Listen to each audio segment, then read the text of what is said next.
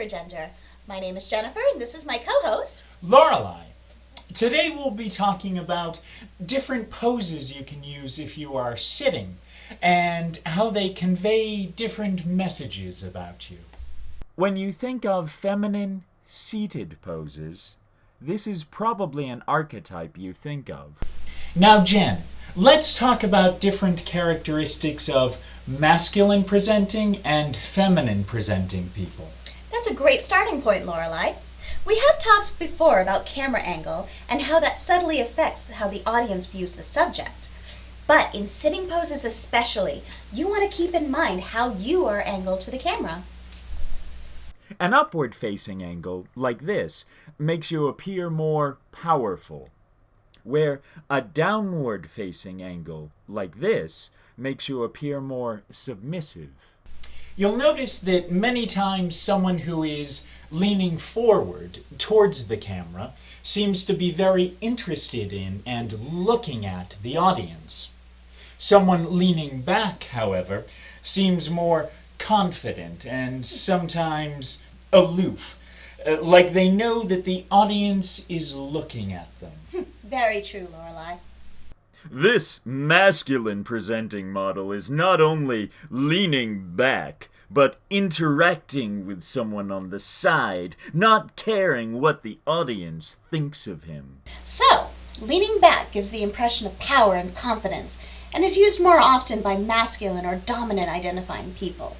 Likewise, leaning into the camera puts the focus back on the audience, and is more often used by feminine or submissive identifying people.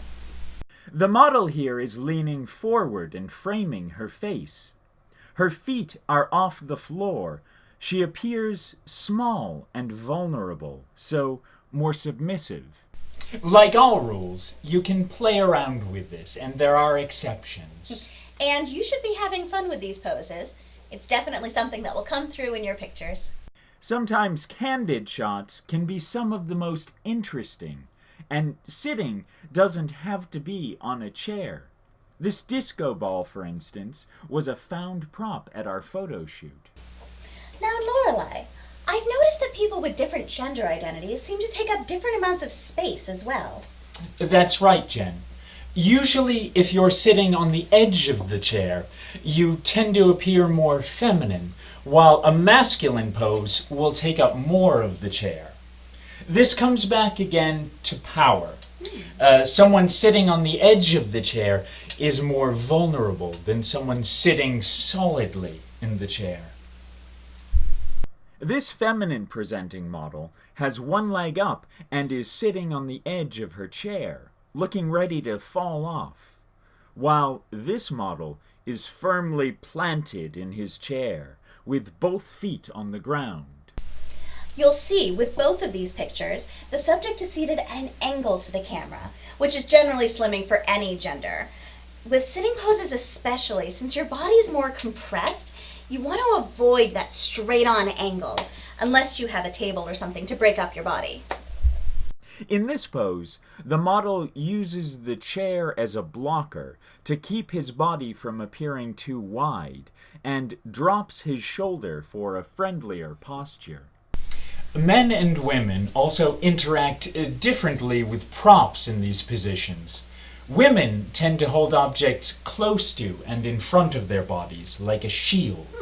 Whereas a man would be holding it off to the side, either indifferently or as if it were a trophy. Here, the coffee cup is used as a shield between the audience and the model.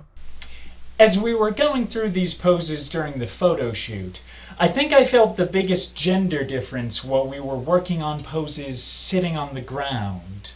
How do you mean, Lorelei? When I was in my more comfortable female presentation, these poses were pretty natural, sexy even. But in my suit, these same poses were, well... kind of ridiculous, actually. Yeah. This model is very feminine, curled into a ball and slightly off balance, which doesn't really work for this model. If you think back about pictures you've seen of men sitting on the ground, Most of the time they're with a girlfriend, family, or something they've just killed on a hunting expedition. Do you really want to lump together girlfriends and hunting game like that, Lorelai? Well, for the caveman and some of my ex-boyfriends, they are the same thing. Lorelai? You can easily imagine this masculine presenting model in his relaxed suit and pose with a hunting rifle or family around him. So, as our expert in gender modeling, what would you recommend for someone trying to portray a masculine or dominant personality? Relax into your seat. Take up space and point at things. Do you hear what I'm telling you? While displaying some curves, this model is still very powerful, sitting back in the chair. When head-on to the camera, use props to break up your body and asymmetrical poses for more interest.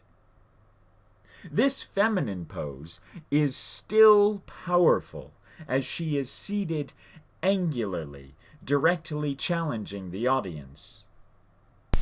I'll have to try some of those tips next time I want to feel more powerful myself. And what tips would you have for people who want to appear more feminine or submissive? Try smaller poses and use props as a shielding device.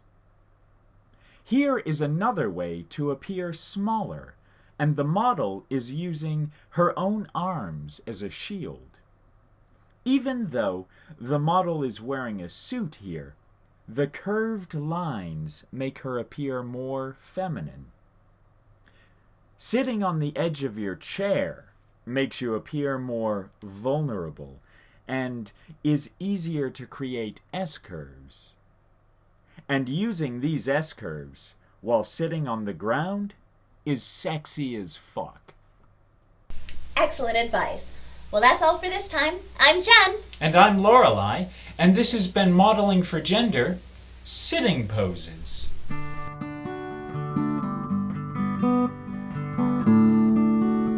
The model here is leaning forward and framing her face with her feet. With her feet.